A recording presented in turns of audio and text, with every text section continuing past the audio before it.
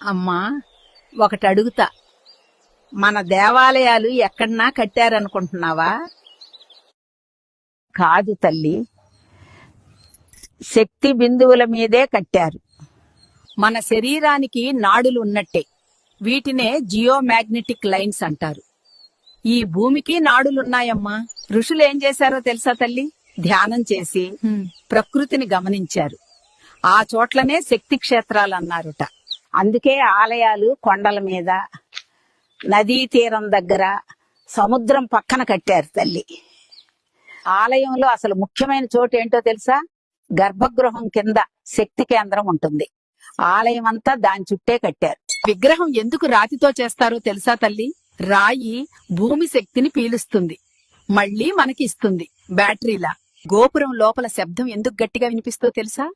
మంత్రాల శబ్దం బలపడటానికి అలా కట్టారు. ఎంత తెలివో మన పెద్దవాళ్లది. గంట కొడితే ఏమవుతుందో తెలుసా తల్లి? అది ఒక ఫ్రీక్వెన్సీ సృష్టిస్తుంది. మన మెదడుని శాంతం చేస్తుంది.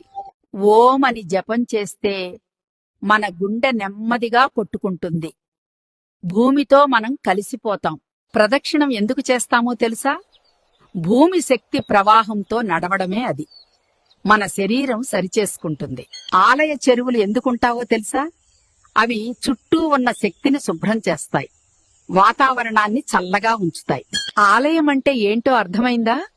ఒక పెద్ద ఎనర్జీ యంత్రం మనల్ని రోజూ చార్జ్ చేస్తుంది.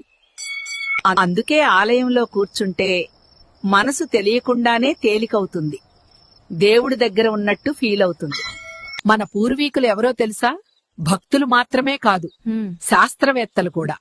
వాళ్ళు ప్రకృతిని అర్థం చేసుకున్నారు.